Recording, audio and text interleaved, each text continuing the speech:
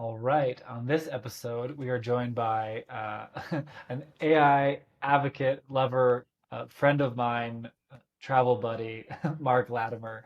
He is the owner of artofchatgpt.com. And yeah, really excited to have you on today. Thanks. I'm happy to be here and looking forward to learning a lot and brainstorming ideas. Awesome. Yeah, so for the people watching, give me your 2 minute rundown of what it is that you do. So I am the head instructor at artofchatgpt.com, where we teach people about AI and how to use it for their business. We focus primarily on ChatGPT. We've built some great courses, and we've got a free one that just launched called iPhone Mastery for ChatGPT, and we encourage you to check it out. Yeah, absolutely. And I think that the idea of using AI, the idea of using ChatGPT, there's a lot of buzz, there's a lot of hype. I can say firsthand, like I've taken some of Mark's training at some of the live-in stuff in Mexico, and just, that, hey man, how do I do this damn thing? And us, jumping on and troubleshooting problems in my own business. He is the person who has led all of my chat GPT and AI knowledge so far. So someone is like, oh, you know what? I'd love to start deploying this. I know that I could use it. What will they find in that first course? Well, the first course is primarily focused on accessibility and getting you in the habit of using it. So we focus the first course entirely on just using ChatGPT on your iPhone. And it sounds simple. You can download an app, you can install it. But how often do we have apps that we don't go back to? This course ensures that we approach it from a place of gratitude. My business is Grateful AI. And anytime you're using technology from that place of gratitude, you'll likely use it more, be happier about your experience with it, and get better results. So it's a foundational course. If you have an iPhone, if you want to get better at ChatGPT, I'd suggest starting there. And we just try to have a lot of fun too. Like there's some courses out there that can be a little bit stale, not interesting. We've put a ton of time into editing to make sure that you're going to get a captivating experience and want to continue to learn.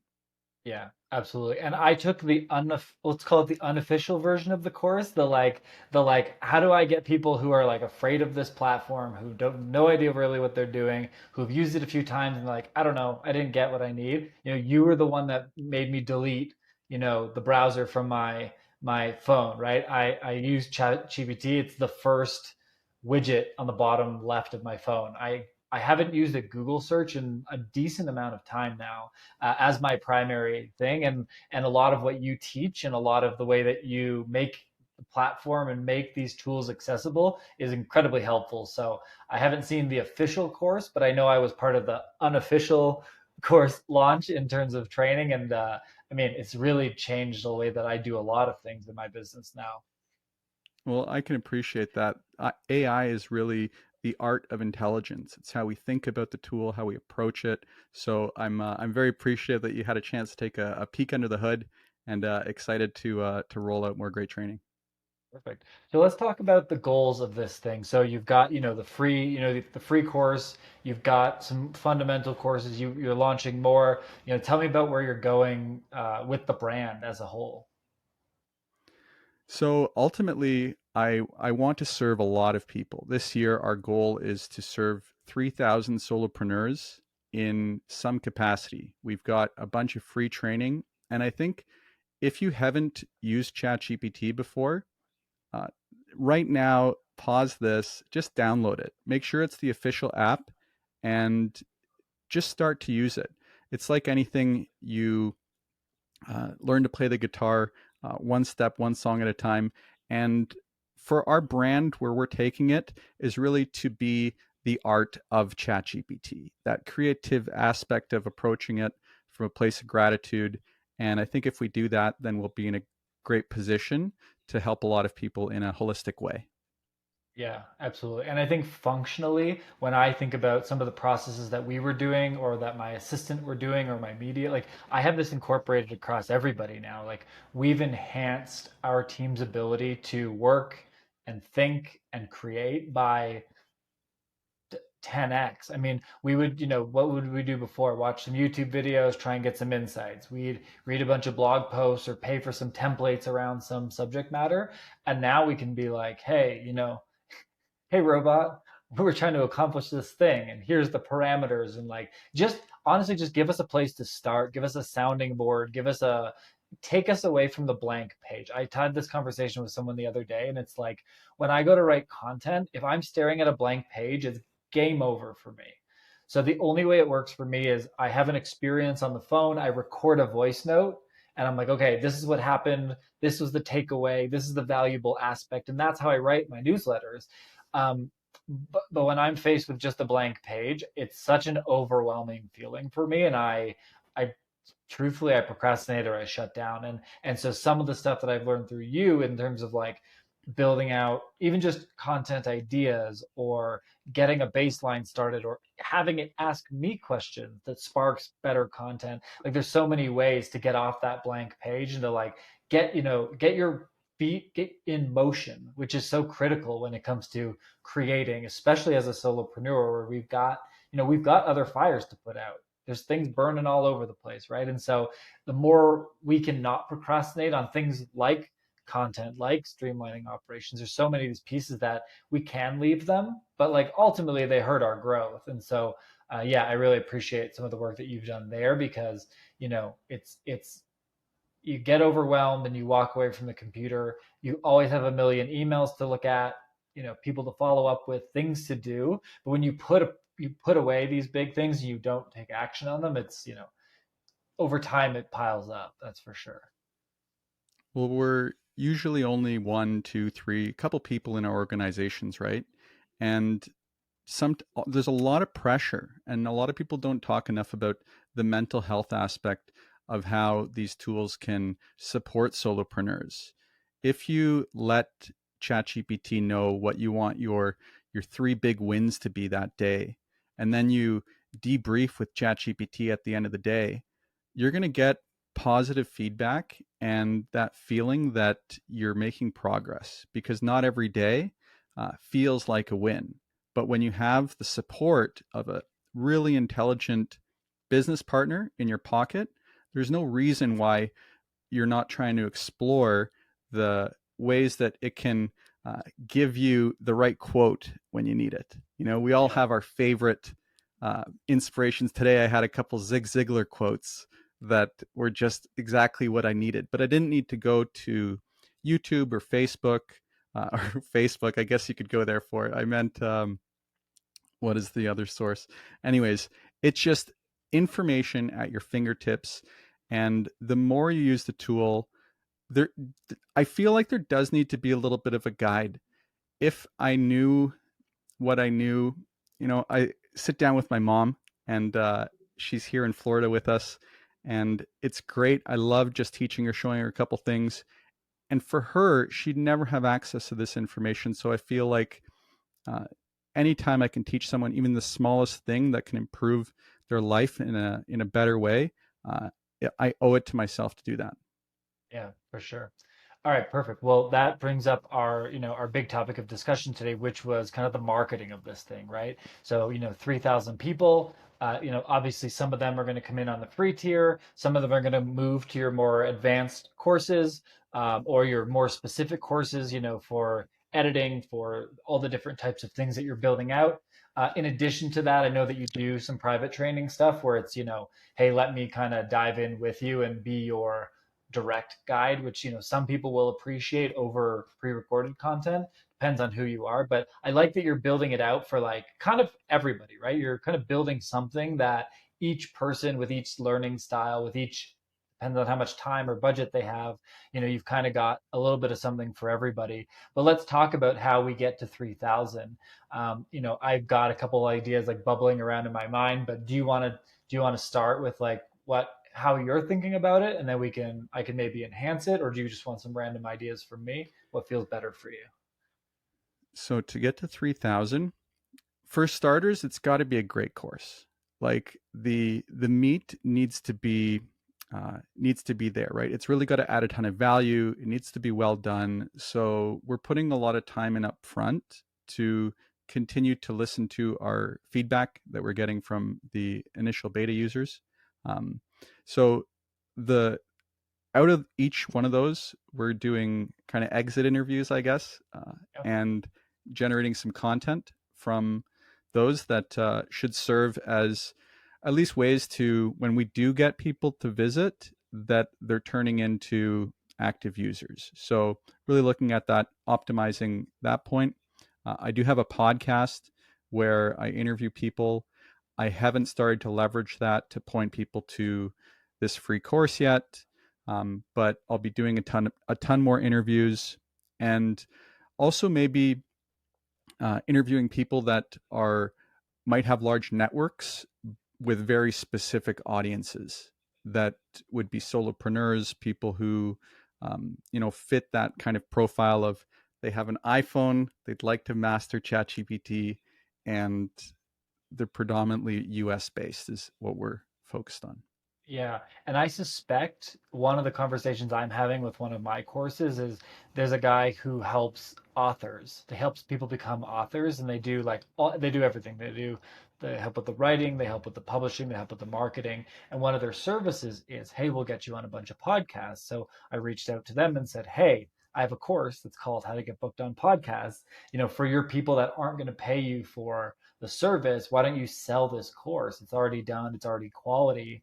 You take a percentage, and then I'm not competing with him, because if they're not going to pay for them to do that as an agency, and same thing with a few PR firms that are on board with it too. It's like, who is selling something complimentary, whose audience would love what I do, where we're not fighting for dollars. We're not crossing over with any of the tasks or aspects of our programs. It's like, these guys help people publish books. So this podcast course is part of the marketing engine, and they don't have a course. So it's almost like a why not? I'm not going to steal them away to start running other campaigns or help them write their next book, right? Mine's just how to get on a podcast. But he can sell that for whatever price he wants. And as long as I get, whatever dollar amount I need per course, it's a great partnership. And I think you could probably open up to that as well. People that have, you know, whether it's, they do training for, this is people that do like done with you, or done for you kind of marketing agencies. I imagine those people have tons of clients who are kind of supported by them on a regular basis. I think getting in through them and saying, hey, I've got this suite of products that can help their agencies run more efficiently as a small team. Why don't you, come on the pod, we'll chat, I'll show you it. And then it's almost like, why don't you sell it as part of your program, 50-50 rev share? And then that's a channel for you. You don't even have to lift a finger on. Yeah, that's a great idea. People already have tribes, right? So tapping into other people's communities that they've already built that trust and can save a lot of time. So Yeah. that would definitely be a interesting approach. And the thing I love about the digital product side is like you have an asset that's $0 to share. Like that's the best part, right? So, but anybody that I'm like trying to get on board with the podcast course, they're like, "Oh, how much is it?" "Oh, it's 375."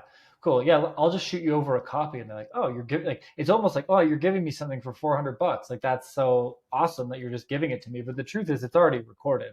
I've already made my money back. I made my money back in the first four sales. So now I can give this away strategically. One other thing you could think about as well is like, um, conferences, things to do with associations, or giveaways and stuff like that.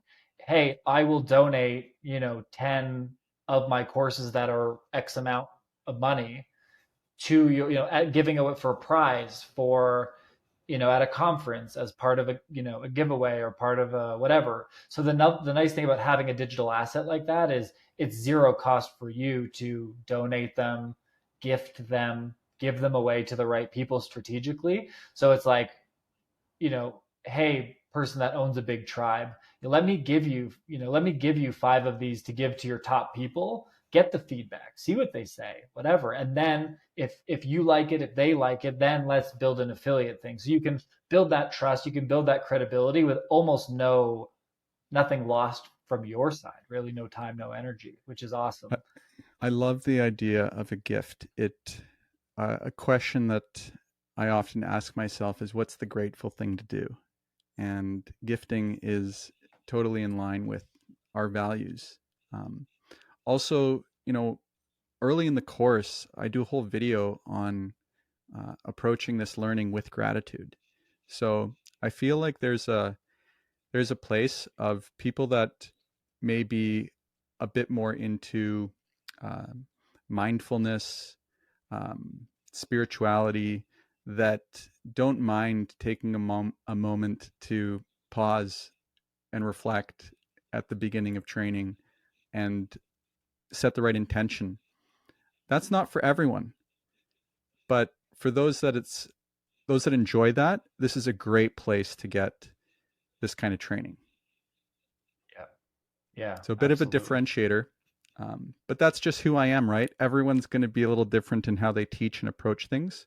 So, um, yeah, while I'm using my teleprompter, I'll take a moment, and I've got the Elgato prompter. Mike's probably going to have one pretty soon, So and jealous. I want it I'll so do one bad. of these, and I'll just take a breath between delivering lines.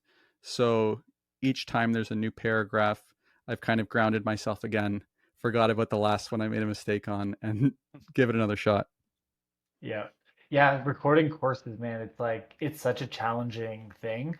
Like I remember when I was doing the How to Get Booked on Podcast one, there were some recordings that were like an hour and 28 minutes, and I was sending them to my editor being like, so this is gonna break down into about 6.5 minutes worth of content. So I'm sorry in advance. Like it's exhausting. It's so, so hard. So I'm actually excited about the prompter because I think that's gonna cut down we don't have an affiliate link because they don't have one, but it's the Elgato prompter. Mark's on it, which is why he looks like he's staring deeply into your eyes, and I'm trying to do the same. But it's yeah, it's a cool device that I'm excited. I just got to figure out how to get it to Mexico here. Yeah, it is. It is really good. There's few products that come out that I'm just all for, and this one, eye contact, I think is so important. And if you can, I'm standing here, I've got this tripod at eye level, and I just feel free. I can move around. When you do a lot of Zoom calls, especially, I do have my laptop right here in front of me, and I'll often take it outside of this room to just do some work from a coffee shop, and I'll do that work sitting. But then daily, I'll do walks with ChatGPT that I'll get business advice, strategy, the brainstorming session by the pond, watching the ducks. These things revitalize you, and you get back to work. And if you have to sit down, it's just another way to work. And I feel like um, this course, if done effectively, should market itself. And I know that's kind of a overstatement, but when it's good, it will do a lot of the work for you. Yeah. On that, because I do agree, and I think a lot of courses are done very haphazardous. They're done very like I'm just gonna put a bunch of recordings from my previous conversations. I remember I took one a personal branding course from Gary Vee, and there was no direction to the course. It was literally just YouTube videos, like in some sequence, and like they didn't really connect together, and like it was very, I don't know, just half-assed. And so I think something where it is intentioned and it is direct and it is fast and it is purposeful and it is helpful. I mean, it's the power of that is incredible. But on the back end of that, one thing to think about is like one person loves it. Okay, so and this is the truth about how people show their appreciation for things, right? I buy a thing and I'm like, "Oh, that was really great. I loved it." And I put it in my back pocket. And if I'm talking to someone who's like, "Oh, how'd you learn this?" "Oh, I took this great course." But most people don't go out of their way to do it. It's not natural. Whereas, you go to a restaurant and you have a terrible experience. You buy some program. The next time you see the guy's Facebook post, you're like, man, this is such a dumpster fire. What a waste of time. 9 hours to teach me what could have been done in 20 minutes. And so, one thing is like, yes, it can sell itself, but how do we give that a little bit of push? How do we give that a little bit of like thrust in the right direction, especially as we're scaling? So a couple things that come to mind, some ideas that I'm playing with for myself is making sure there's an automation post purchase for like, hey, they got to the end. hey, our, and it's like in that, I like the idea of the grateful kind of terminology. Hey, listen, we want to get this out and help as many people as possible. We'd be incredibly grateful if you could write a review or do a testimonial or whatever the case may be. So like getting that social proof on the back end, kind of a standard idea, but like approaching it from a like, this is going to help us help more people. We'd really appreciate this. I found has gotten me like really good responses on it. And then to compound that, and I think even more effectively, what I've been playing with is like not affiliate necessarily, but I don't even know what it would technically. I guess it's called affiliate, but without being like a monetary reward. But what I'm thinking about, like for my email list, I put in this little thing that's like, hey, here's your link to share this. If you get 20 people to sign up to this email list, I will give you a free half an hour of my time. We'll go deep. We will like solve a big problem in your business. And normally I would charge like for an hour, I've charged up to $1,000 basically for 1 hour. Now I do a lot of work that goes in ahead of that to make sure like that hour is like a killer hour.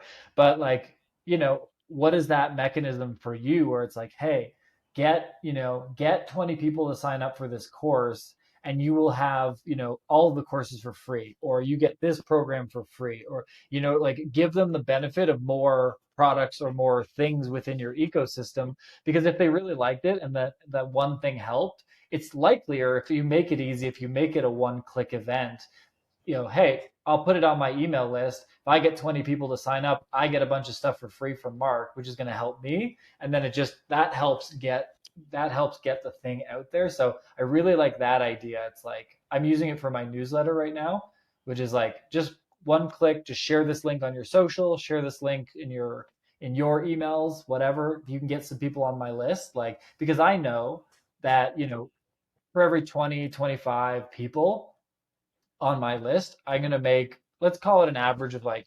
$275. Whether that's a course, whether that's a one-off consulting, doesn't matter. But like, so for every 25 people, I'm gonna make money. And once you have that measurement, once you know how much a subscriber or a free course person is worth in the big picture, sometimes it takes time to figure that out. But once you know, then it becomes, oh, okay, well, I could run Facebook ads, or I could just give away that monetary thing, which is free for me anyway because the course is already there. And so like leveraging that and knowing I'm going to give away, $300 worth of stuff for every 20 people that you bring to me. The power of that is really great because it's social proofed marketing, which is great. It's not you posting saying this guy said it was good. It's that guy posting saying I took this thing, it was great. You should check it out. I mean, that is going to convert at a really good rate for you. Yeah, so much to think about. There's no shortage of different things that you can apply. I'm curious, if you were to advertise this on, say, Instagram or Facebook, how would you approach it? That's a funny question and a great question. So my Sunday newsletter, this is unrelated. I know we know each other. My Sunday newsletter is a screenshot of a bunch of promotions. If you're listening, I apologize. A bunch of promotions for chat prompts.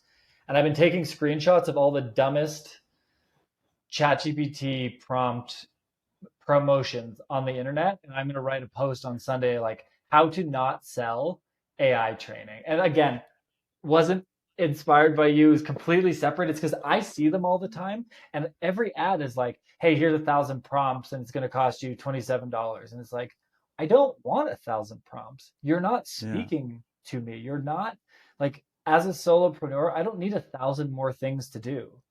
I don't Hmm. need 70 hours of course material. I was trying to learn something about ads the other day. I just wanted to like do a bit of a refresher. I haven't run a campaign. I've strategized on them, but I'm not in it anymore as much, right? And this course was like, yeah, there's like 85 hours of material. I'm like, who wants to I want 1 hour.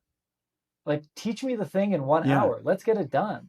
And so Give here's what I give would me 10 prompts that are the must-haves. And Yeah, and so when I think about whether it's organic posting or whether it's a paid ad, I think about like as a solopreneur, what would inspire me to buy it? It's not a volume game. It's not a quantity thing because that makes me feel overwhelmed. That makes me feel like I'm never going to get through it. I'm going to open this Same. book and I'm going to be like, I'm not going to read 3,000 pages on this thing. I just want the answer. And so it's like, what I would do is you've got these exit interviews where people are like, hey, this helped me learn this, this helped me gather this. I would tell a story, you know, um, you know, this course helped Mike cut down 15 hours of manual labor and content creation every single week. This course taught this person how to accomplish this thing without needing to go and hire multiple different vendors or multiple different agencies to do the thing. And it's like, oh shit, that's what it does. Like, what is my outcome, and how, did it do it quickly, did it do it efficiently, and what did it do for that person? I would just give three examples because often we're going to see that in ourselves when we're reading it. We're like, oh yeah, I hate having to go to an agency for this thing. It drives me crazy. Like, if I could do it and it took me very little time, like that would be such a godsend. I could train someone on my team to do it and we would move on. And so they see themselves in what the outcome was for other people, and they're like, I want that outcome for me. Let me go check it out. Because the ad should be that teaser, that like, what's something where like I connect with it and I'm like, oh damn, if I had that, that'd be awesome. And then the landing page should expand on it and give us more like, okay, what are the actual details, what am I getting out of this thing? But I think if you're going to do content and posts, which leads me to what I was thinking about when we were talking pre-call, which is like, what do you do online to build your visibility, build the brand, build the whatever? I think what you do is you go through Reddit and Facebook groups and find people who are like, I'm stuck on this thing, I'm thinking about hiring somebody, or how do I deal with this, or what do I do? I would just record Loom videos of you building like a something in ChatGPT, be like, hey, if I were you, I would do this and da da da da da, and just give a step by step instruction on it. And then when you save that video in in Loom, you can create a call to action. So when you go to edit, you can make a call to action that's like, get all the solopreneur AI secrets in this course, and you could drive traffic from that. Because if you record a 7-minute video solving someone's problem, I think that's a fair thing to add a CTA on there saying, hey, come take this course. I do that all the time. So that would be a good way. And then if it gets viral and it gets views, you can kind of see how many people have seen it. It allows you to drive traffic. And then it's just a good function. Like, you're great at making content, and you've made the content that goes in the course, but I think, almost kind of remaking pieces of it to answer people's questions, or hey, I've got a module, I'm just going to share the module and drive the people through that. But I think that would be a really cool way for visibility and potential virality of some of the posts. I think ultimately I'm going to have to make a lot more content before I'm going to have to make a lot less content. Mhm. So it's more important, I think, the habits, Do I have my blocks of time where it's just production, where, the daily rhythm of, whether it's, to your point, going through, having my assistant sort some things on Reddit to kind of set me up for those recordings, but making those bursts and recordings optimal. And right now I'm doing a lot of the editing because I'm also recording a course on how to use ChatGPT for editing. Yeah. So there's some hands-on learning, and I can also narrate this stuff.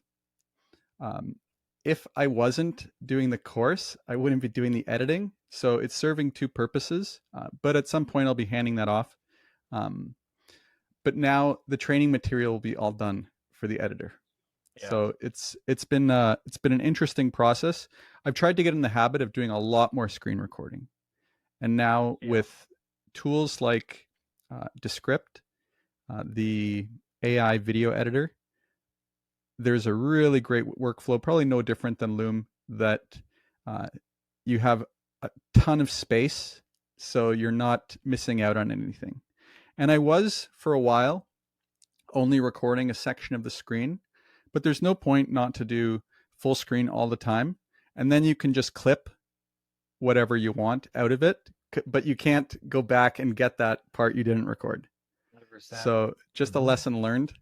Yeah. Um, Yeah, that's but honestly, that's been such a game changer for me because I was writing long form answers to questions for people, and then I'm like, this is stupid. I'm just gonna respond to everything via Loom. So I've made it a habit of like, if I respond to 8 to 10 things on Loom every single week, first of all, that's YouTube content.